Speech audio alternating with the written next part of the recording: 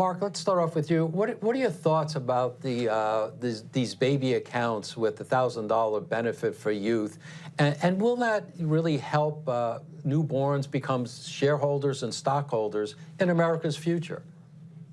Well, first of all, good to be with you guys as always. And that is the goal of these baby bonds. I think this is a terrific measure. I think this is another step on President Trump's stated goal of making Americans prosperous again, bringing prosperity back to this country. And there's no better way to start than getting people involved in investments as early as humanly possible. And that's exactly what this measure does.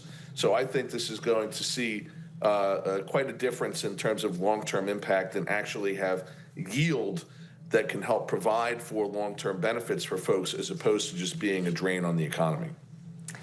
So we are at the August 1st deadline, Tomas, and I was just looking right now. Dow futures are down 400 points so far. This is what we expected, but also what we've seen in the past back in April when he announced the tariffs. And also, in addition, we had a deal with Canada. Now it seems to be that the tariffs have increased to 35% because Canada has not come to the table to negotiate with respect to fentanyl, their stance on Israel. So where do we stand right now, and what can we expect in the upcoming weeks since we are currently at this deadline? Well, I think the four big guys, meaning Canada, Mexico, China, and EU, it's only really Canada and EU where we have settled in on something. Mexico, as you know, is delayed 3 months. Right. China, not really clear exactly what's going on yet.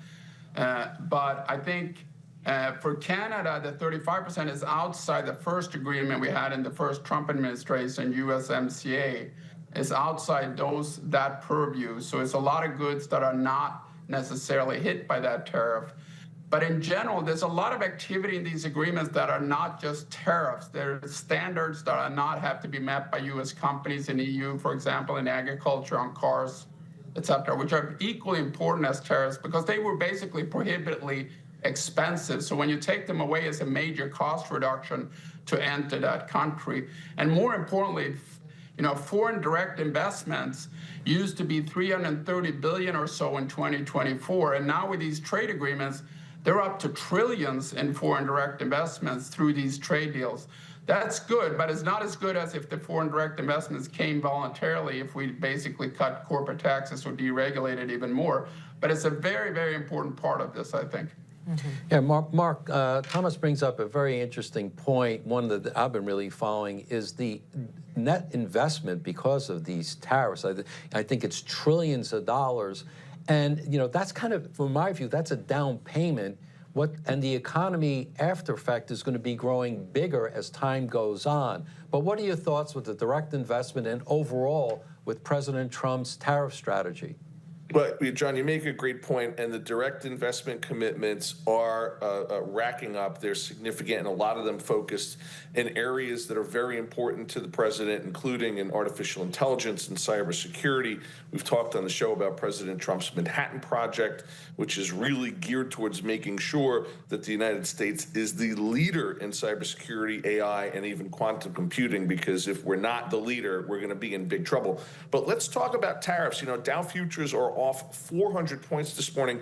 You've got a lot of folks that are on other channels with tickers underneath their faces right now talking about doom and gloom and Liberation Day all over again. But let's talk about what's actually happened, guys. What's actually happened is, since then, the S&P is up 27% and change. Right? Let's talk about the amount of net money that's come into this country. $125 billion and counting in net receipts to the United States Treasury as a result of these tariff policies. Let's talk about the budget surplus that we've now had 2 consecutive months in a row. Let's talk about the fact that GDP is up as of yesterday's estimate, not down as a lot of people would have you expecting. It's coming back. Manufacturing is coming back. We did not see the breakaway inflationary impact of the tariffs that a lot of other folks would have had you believe. It just hasn't happened yet. So I think we're going to see a little sell-off this morning, and I think calmer heads are going to prevail as we see more of these trade deals get inked over the next couple of weeks. Exactly. Great If points. past performance is indicative of future results, I think we That's will right. likely see, what you just said. So today is also a big day, Tomas, because the jobs numbers come out.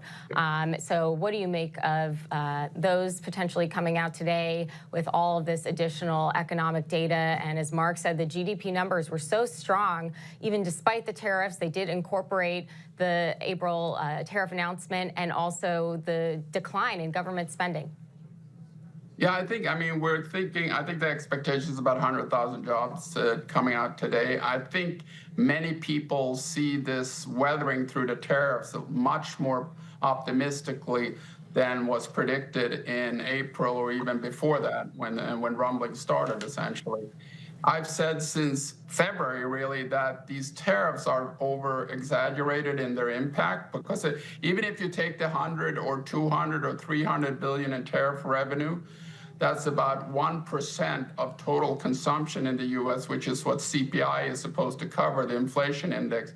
So all this inflationary screaming about tariffs is very, very misguided, particularly if that 200 billion, let's say, gets eaten by some of the manufacturers from abroad, which is what Democrats generally say when we have corporate taxes. That's all billionaires. So this should be foreign billionaires eating some of these tariffs, essentially.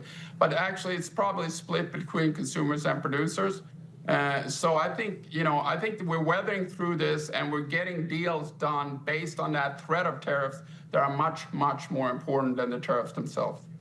Right, good points. And as we know, the Federal Reserve has a big impact on our economy and investment. And Secretary Bessent also hinted at who could be next chair of the Federal Reserve. Take a listen.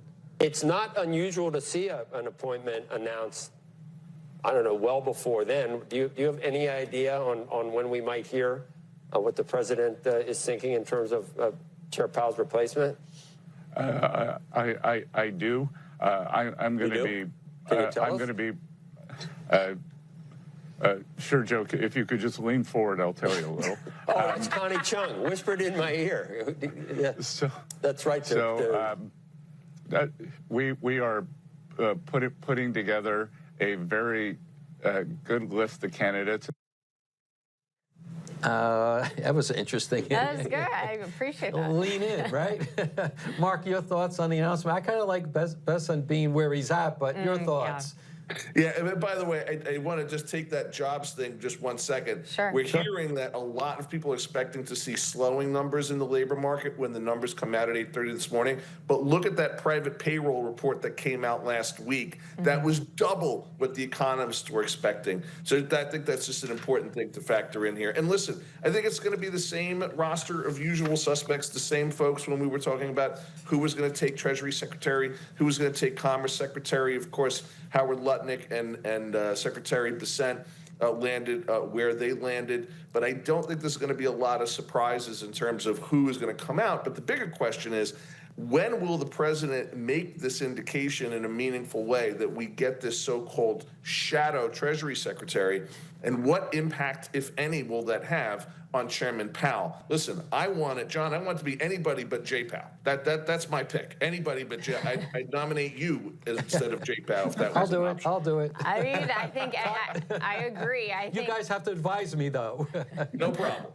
Based on his political behavior, I think just the measured response of Scott Bessent, it shows that they are no longer going to be accepting this type of behavior. Marc LoPresti, Thomas Phillipson, great to have you. Thank you.